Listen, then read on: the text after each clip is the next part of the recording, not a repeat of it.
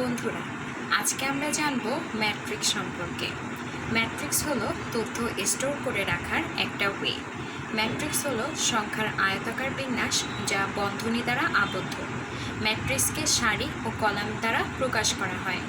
ম্যাট্রিক্সের তথ্যগুলো তৃতীয় বন্ধনী বা থার্ড ব্রেকেট দ্বারা আবদ্ধ থাকে। আমরা ক্লাস 9-10-এ ইকুয়েশন সলভ করার অনেক পদ্ধতি শিখেছিলাম, যেমন আমরা অপনয়ন এবং প্রতিস্থাপন পদ্ধতি ব্যবহার করে ইকুয়েশন সলভ করেছিলাম। তেমনিভাবে আমরা ইকুয়েশনগুলোকে ম্যাট্রিক্সের মাধ্যমেও সলভ করতে পারি। যেমন আমি এখানে একটা উদাহরণ দিয়েছি, দুটো ইকুয়েশন লিখেছি, x + 2y = 3, 4x - 5y = 6।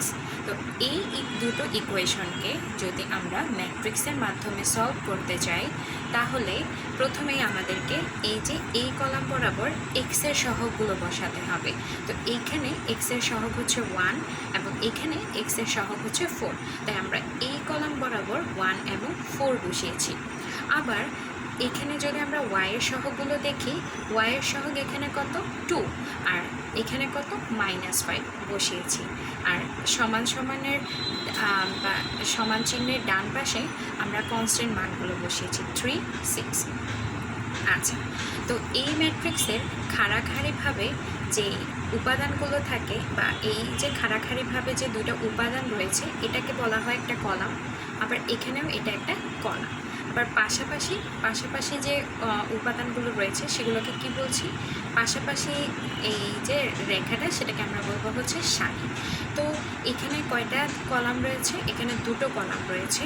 এবং কয়টা সারি রয়েছে? দুটো সারি রয়েছে। আচ্ছা, তো আমাদেরকে যদি এভাবে m সংখ্যক সারি ও n সংখ্যক কলাম বিশিষ্ট কোনো ম্যাট্রিক্স দেওয়া হয়, তাহলে সেই ম্যাট্রিক্সটাকে আমরা কিভাবে পড়ব? m/n ক্রমের ম্যাট্রিক্স।